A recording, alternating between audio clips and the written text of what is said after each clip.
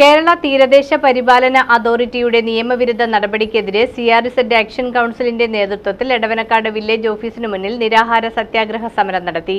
എഴുത്തുകാരനും action council ട്രഷററുമായ retired major Sali KS ഉദ്ഘാടനം ചെയ്തു. കേരളത്തിലെ തീരദേശ ജനതയ്ക്ക് വീട് നിർമ്മാണത്തിന് സഹായകമായ ഭേദഗതികൾ കേന്ദ്ര പരിസ്ഥിതി മന്ത്രാലയം പുറത്തിറക്കിയിട്ടും അത് കേരളത്തിൽ നടപ്പിലാക്കാതെ തടഞ്ഞുവച്ചിരിക്കുന്ന കേരള തീരദേശ പരിപാലന അതോറിറ്റിയുടെ നിയമവിരുദ്ധ നടപടിക്കെതിരെ CRZ ആക്ഷൻ കൗൺസിൽ നിരാഹാര സത്യാഗ്രഹ സമരം നടത്തി. രാവിലെ 10 മണി മുതൽ വൈകിട്ട് 6 മണി വരെ എടവനക്കാട് വില്ലേജ് ഓഫീസിനു മുന്നിലാണ് നിരാഹാര സത്യാഗ്രഹം നടന്നത്. നിരാഹാര സമരം എഴുത്തുകാരനും ആക്ഷൻ കൗൺസിൽ ട്രഷററുമായ റിട്ടയർഡ് മേജർ സലി KS ഉദ്ഘാടനം ചെയ്തു. എല്ലാ മനുഷ്യരും ഏറ്റവും അവസാനം അഭയം പ്രാപിക്കുന്നത് എവിടെയാണ്? ദൈവത്തിന്റെ അടുത്ത്. CRZ-നെതിരെ കുടുംബക്ഷേത്രത്തിൽ പോയി പൂജ കഴിച്ച കുടുംബ വ്യക്തികൾ വരെ ഇവിടെയുണ്ട്.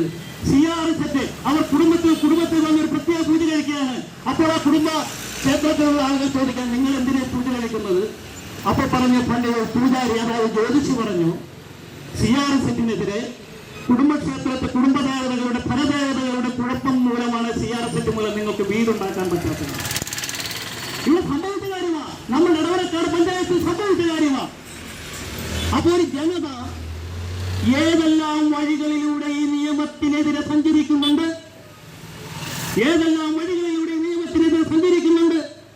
Action council president EK Saliharan അധ്യക്ഷത വഹിച്ചു. സെക്രട്ടറി ബേസിൽ മുക്കത്ത് സ്വാഗതം ആശംസിച്ചു. അഡ്വക്കേറ്റ് ഷെറി J തോമസ് മുഖ്യപ്രഭാഷണം നടത്തി. സമരത്തിന് ഐക്യദാർഢ്യം പ്രഖ്യാപിച്ചുകൊണ്ട് വിവിധ സംഘടനകളുടെ പ്രതിനിധികൾ സംസാരിച്ചു. മനുഷ്യാവകാശ പ്രവർത്തകൻ പോൾ J മാമ്പിള്ളി, KPMS സംസ്ഥാന കമ്മിറ്റി അംഗം പ്രശോഭ് ഞാവേലി, BSP വൈപ്പിൻ സെക്രട്ടറി പ്രദീപ് നെടുങ്ങാട്, പഞ്ചായത്ത് അംഗം PH അബൂബക്കർ, പഞ്ചായത്ത് അംഗം സുനൈന സുധീർ, യൂസഫ് കളപ്പുരക്കൽ, KK അബ്ദുൽ ഖയ്യൂം, ധനഞ്ജയൻ എന്നിവർ സംസാരിച്ചു.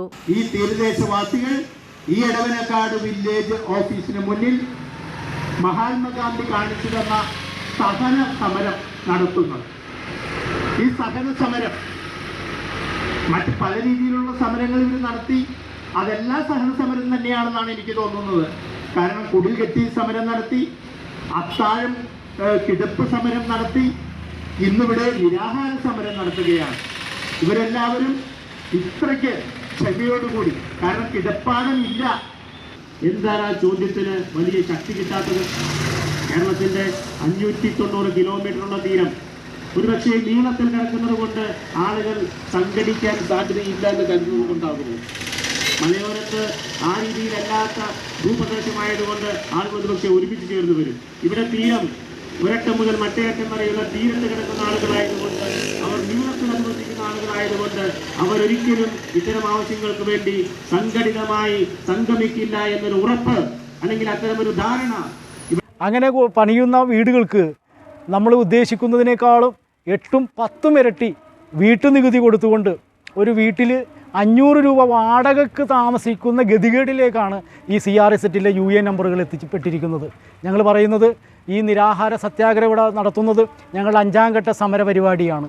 തീരദേശത്ത് ധാരാളം സമരപരിപാടികൾ ഇനി ഉണ്ടാകാൻ പോവുകയാണ്.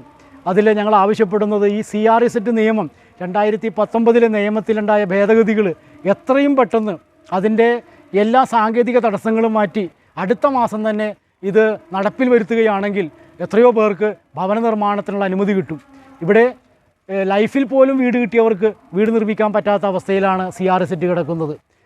SC/ST കാൻഡിഡേറ്റുകൾക്ക് കൊടുക്കുന്ന മുറികൾ, പഠനമുറികൾക്ക് പോലും ഇവിടെ സമ്മതം കൊടുക്കാത്ത അവസ്ഥയിലേക്ക് പഞ്ചായത്തുകളെ നിർബന്ധിതമായി.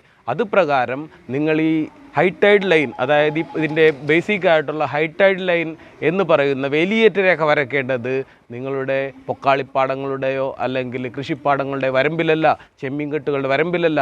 അത് വരയ്ക്കേണ്ടത് എവിടെ നിന്നാണോ, തൂമ്പ് എന്ന് പറയുന്നൊരു സംവിധാനമുണ്ട് ഇവിടെ, സ്ലൂയിസ് ഗേറ്റ് എന്ന് പറയും ഇംഗ്ലീഷിൽ.